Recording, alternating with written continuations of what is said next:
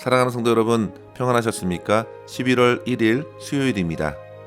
함께 찬송가 330장 어둠 밤 쉬되리니 찬양하겠습니다.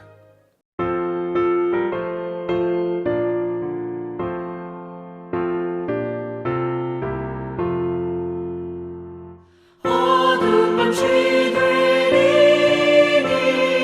내 집은 지켜서 찬 이슬 맺힐 때에 일찍 일어나 해 녹는 아침부터 힘써서 일할 수 없는 밤이 속히 오리라. 어둠 밤 쉬되리니 내 집은 지켜서 일할 때 일하면서 놀지 말아라. 낮에는 수고하나 쉴 때도 오겠네.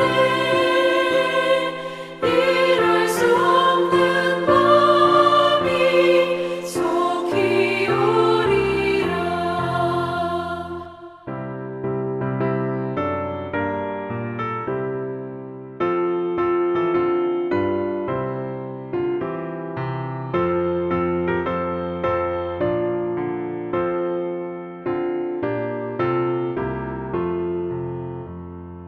어둠 밤 쉬되리니 내 집은 지켜서 쉬는 내 비긴 곁에 힘써 일하고 그 빛이 닿아여서 어둡게 되어도 할 수만 있는 대로 힘써 일하라. 아멘. 오늘 우리에게 주시는 말씀은 잠언 10장 1절에서 16절입니다. 솔로몬의 잠언이라 지혜로운 아들은 아비를 기쁘게 하거니와 미련한 아들은 어미의 근심이니라. 불의의 재물은 무익하여도 공의는 죽음에서 건지느니라. 여호와께서 의인의 영혼은 줄이지 않게 하시나 악인의 소욕은 물리치시느니라. 손을 게으르게 놀리는 자는 가난하게 되고 손이 부지런한 자는 부하게 되느니라. 여름에 거두는 자는 지혜로운 아들이나 추수 때에 자는 자는 부끄러움을 끼치는 아들이니라. 의인의 머리에는 복이 임하나 악인의 입은 독을 머금었느니라. 의인을 기념할 때에는 칭찬하거니와 악인의 이름은 썩게 되느니라. 마음이 지혜로운 자는 계명을 받거니와 입이 미련한 자는 멸망하리라. 바른 길로 행하는 자는 걸음이 평안하려니와 굽은 길로 행하는 자는 드러나리라. 눈짓하는 자는 근심을 끼치고 입이 미련한 자는 멸망하느니라. 의인의 입은 생명의 샘이라도 악인의 입은 독을 머금었느니라. 미움은 다툼을 일으켜도 사랑은 모든 허물을 가리느니라. 명철한 자의 입술에는 지혜가 있어도 지혜 없는 자의 등을 위하여는 채찍이 있느니라. 지혜로운 자는 지식을 간직하거니와 미련한 자의 입은 멸망에 가까우니라. 부자의 재물은 그의 견고한 성이요 가난한 자의 궁핍은 그의 멸망이니라. 의인의 수고는 생명에 이르고 악인의 소득은 죄에 이르느니라. 아멘. 인간은 생각하는 갈대라는 명언을 남겨준 블레지 파스칼은 인간이 갈대와 같이 한없이 연약한 존재임에도 사유하고 생각하는 존재라는 한 가지 이유만을 가지고서도 인간은 충분히 우주 전체보다 고귀한 존재라고 여겼습니다. 그러면서 파스칼은 참된 인간성에 관하여 고민하면서 인간의 위대함은 어디에서 찾았는가요? 바로 그가 자기의 비참함을 알고 있다는 점에서 위대하다 했습니다. 나무는 자기의 비참함을 결코 알지 못하지만 오직 인간만이 자기의 괴물 같은 모습을 알게 된다는 것입니다. 그러면서 그가 아주 중요한 진리에 도달하면서 그의 책 팡세에서 이렇게 적었습니다. 징계하기 이를 데 없는 인간. 그는 모든 것의 심판자이면서도 우둔하기에 짝이 없는 지렁이에 불과하고 진리를 맡은 임무를 갖고 있으면서도 불확실과 오류의 시궁창이며 우주의 영광이면서도 우주의 쓰레기이다. 성도 여러분, 다시 생각해봐도 놀라운 성찰 아닌가요? 인간은 영광스러운 존재이면서도 동시에 우주의 쓰레기이다. 저는 오늘 11월 첫날 잠언의 말씀을 다시금 묵상하면서 파스칼의 이 금언이 떠올랐습니다.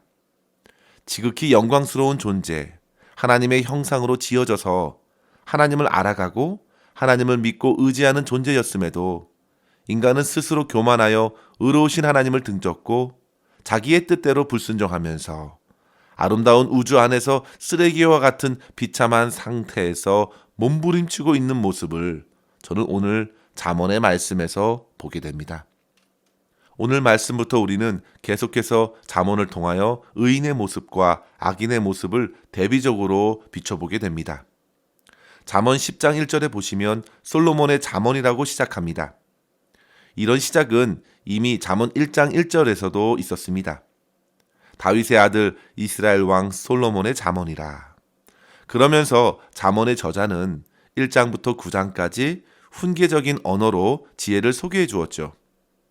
성도 여러분, 훈계는 무엇을 하라, do it과 무엇을 하지 말라는 don't do that과 같은 명령과 권고의 말로써 교훈과 지혜를 전달한 것입니다. 그래서 비교적 2인칭 명령형 문법으로 주어졌는데요. 이제 10장에서부터 다른 어조로 그 지혜를 전달하고 있는 것입니다. 바로 금언의 형식입니다. 금언, 격언은 경험과 관찰의 내용을 간략히 진술하면서 객관적인 서술로서 지혜를 전달해 주는 것이죠. 그래서 저와 여러분과 같이 말씀을 받는 독자들은 제3자의 입장에서 그 말씀을 듣고 생각하게 됩니다. 예를 들어 1절의 말씀을 보시면요. 지혜로운 아들과 미련한 아들의 모습을 대칭적으로 주고 있습니다. 2절에도 보시면 불의의 재물과 공의의 재물을 대꾸로 보여주는 것이죠. 그래서 어떤 부분은 동의적으로, 어떤 부분은 반의적으로, 또 어떤 부분은 종합적으로 대꾸 문장을 주면서 우리에게 어떠한 길을 어떻게 선택을 해야 하는지 도전해주고 있는 것입니다. 이러한 잠언의 오늘 본문의 말씀을 묵상하면서 두 가지의 교훈을 함께 나누고 또 생각하며 기도했으면 합니다. 첫째로 성도 여러분, 저와 여러분의 마음은 곧 오늘의 삶과 우리의 인생을 극명하게 나누는 키가 된다는 사실입니다. 마음에 무엇을 품고 있는가, 그리고 그 마음에 무엇이 가장 강하게 작동하고 있는가는 삶의 모습과 결과를 바꾸는 가장 큰 원인이 된다는 사실입니다. 1절 말씀에 다시 보시면 지혜를 품은 아들은 아비에게 기쁨을 줍니다. 그러나 미련을 품은 아들은 어미의 근심이 된다 했습니다. 2절도 보시면 불의의 재물은 무익합니다. 물론 재물로서 세상에 어느 정도 가치가 있겠습니다. 그러나 불의한 재물은 세상에서만 가치가 있겠습니다. 그런데 공의는 어떻습니까? 공의는 죽음에서 건지느니라 했습니다. 여기서 대꾸 형식으로 적었다는 사실을 기억하십시오. 따라서 불의의 재물은 무익하지만 공의의 재물은 죽음에서 건진다로 이해를 확장시킬 수 있겠습니다. 재물이 아무리 좋다 하더라도 불의로서 얻은 재물은 죽음 앞에서 참으로 무익합니다. 죽음으로 모든 불의의 재물은 그 힘을 잃어버립니다. 그런데 성도 여러분, 공의, 정의로운 재물은 죽음을 뛰어넘는 유익이 있다는 말씀입니다. 지혜자는 드러난 겉모습에 머물지 않습니다.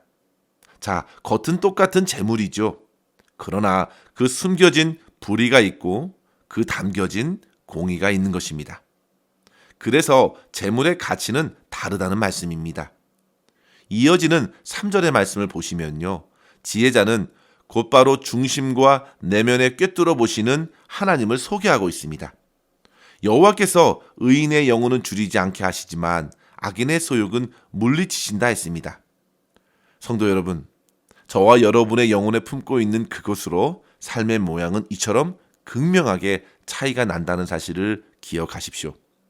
온 만물을 공의로서 다스리시는 하나님께서 의인을 잘 먹이시지만 줄이지 않게 하시지만 악인들의 욕심은 끝내 이루지 못하게 막으신다 하신 것입니다. 야고보서 1장 16절에 보시면 욕심이 잉태한즉 죄를 낳고 죄가 장성한즉 사망을 낳느니라 했습니다.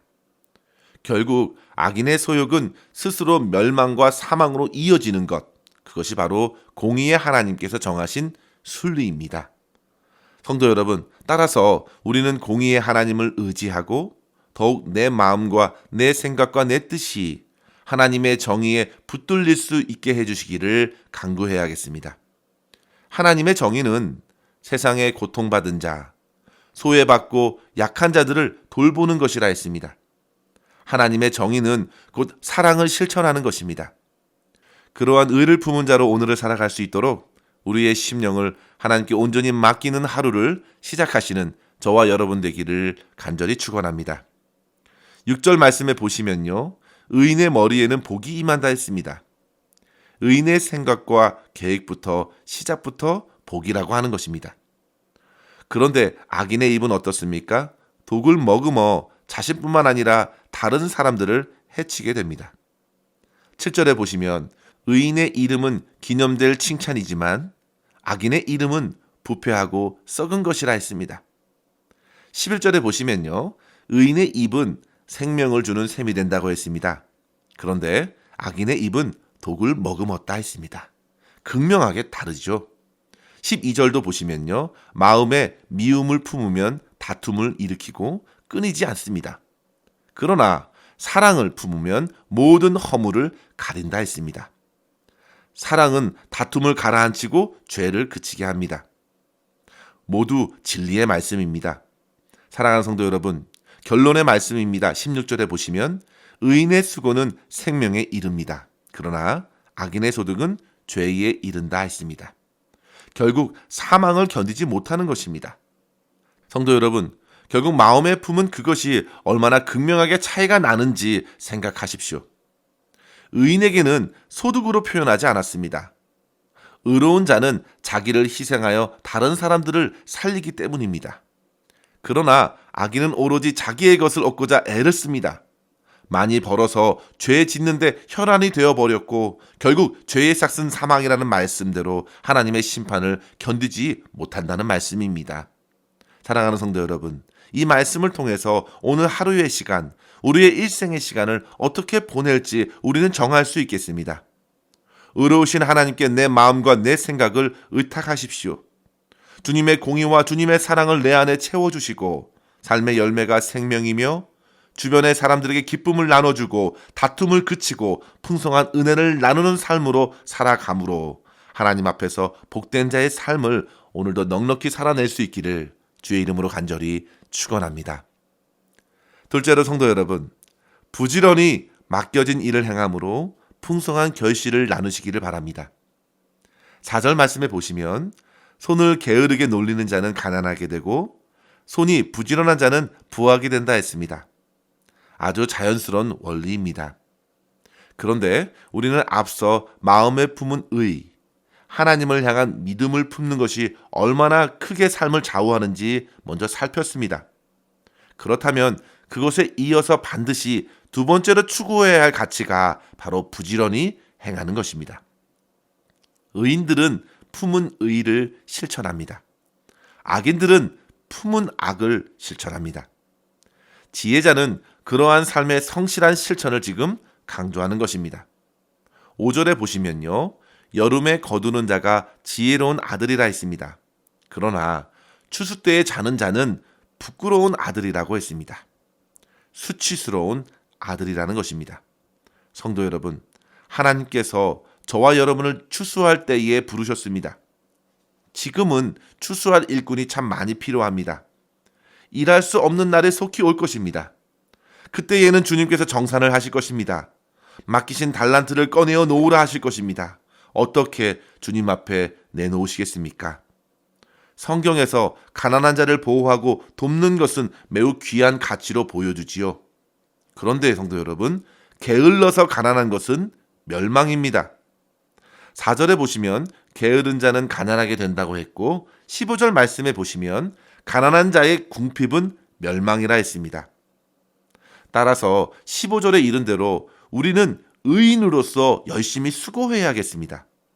열심히 추수 때에 땀을 흘려 거두고 하나님께 영광 돌리고 다른 사람들에게는 나눔과 섬김으로 하나님의 사랑과 은혜를 전하는 것이죠.